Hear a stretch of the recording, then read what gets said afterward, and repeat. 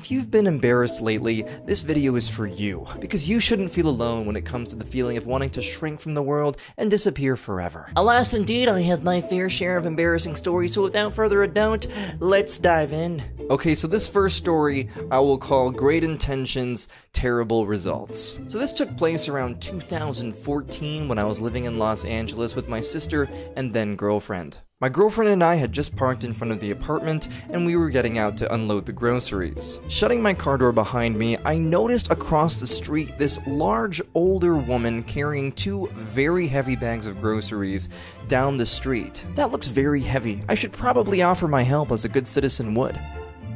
Go for it.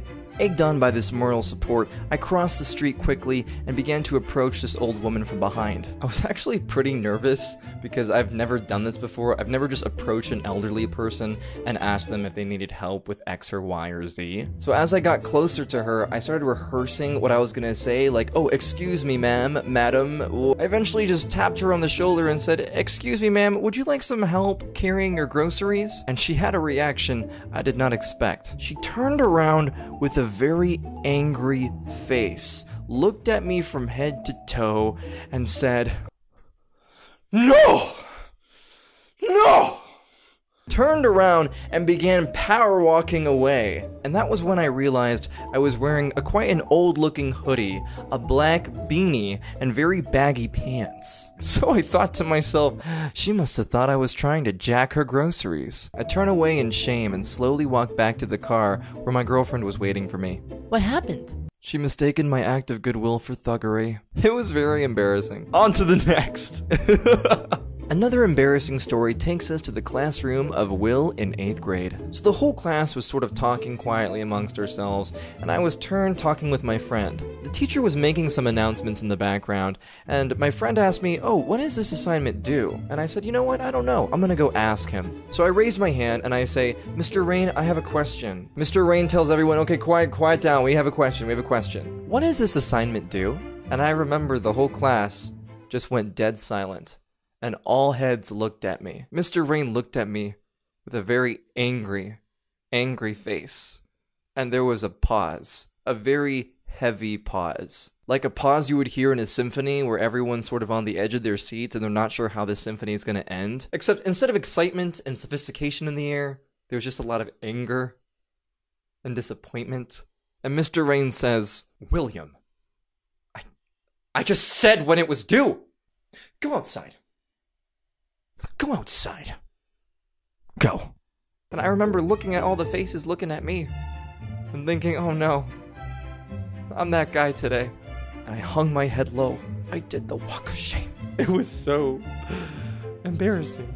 On to the next. This takes place when I was 19 and exploring an underground sewer tunnel. It was like this large concrete tunnel with this girl who I had a major crush on at the time. So we're basically walking down this giant tunnel when it begins to get smaller and smaller and smaller, and soon we have to keep our heads down so that we can continue walking through this concrete tunnel. Sometimes when I'm deep in concentration, you know, I sort of lose awareness of what's going on here. What is that supposed to mean, Will? You're gonna find out very soon. So I'm behind her, she's leading the way, and she says, "Okay, stop, because there's a giant spider web and we can't go any further than this." So she turns around, and I'm still looking at the ground trying to make sure I'm not stepping in anything like wet, any puddles or anything like that, right? And I'm so focused that before I realize what's happening, drool begins to come out of my mouth and it hits the concrete floor. I look up at Tracy, and Tracy says, "I think you just drooled, Will." Yeah, that just happened. And that was it, guys. The excitement of exploring an underground tunnel with my crush ended with me drooling on the floor. Embarrassing. On to the next, on to the next. This one time when I was 15, I was at this house party, and it was getting a little too noisy for my liking, my 15-year-old introverted self, so I decided to actually walk out and take a nice stroll down to the park. Now this party was thrown by a friend of a friend, so I wasn't really familiar with the neighborhood. Anyway, I returned to the house, rang the doorbell, and a woman I didn't really recognize opened the door. Without saying anything, I just walked straight into the house, and it was about when I got to the living room, I realized this place doesn't look familiar. And that's when I realized I'm in the wrong house. I turn back and the woman is just standing at the door, halfway opened, like, what are you doing? So I say, I think I'm in the wrong house. And she goes, yeah. So I leave, she shuts the door behind me, and I feel so very embarrassed. And last, but not least of my embarrassing stories, the time when I played Dracula in the play Dracula. This was my junior year in high school, and playing Dracula was one of the most fun experiences I ever had. So this is what happened. The house is packed, okay? The show is going great, and my monologue is coming up next. I'm waiting in the wings, kinda stoked, okay, kinda nervous. I walk onto the stage, and I begin delivering the longest monologue my character, Dracula, has. Now, I actually have these fangs that are the legit kind that come individually with molds that they can clip in once you mold them to your teeth. And halfway through the monologue, I accidentally spit one of them out onto the stage.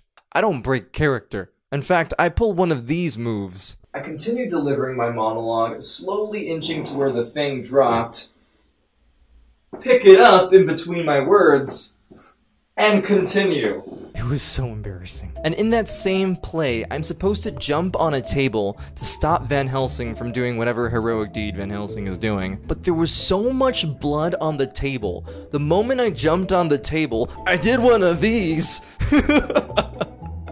Balanced myself, and then continued my lines as if I just wanted to do a dance for a second. So yes, that show was epic, but also, it had its very embarrassing moments. And those are some embarrassing stories that I wanted to share with you guys. Please tell me something embarrassing that happened to you in the comments below. Thank you so much for watching. Don't forget to comment, like, and subscribe if you like this video, and I will see you next time, fam. Have a wonderful, wonderful week.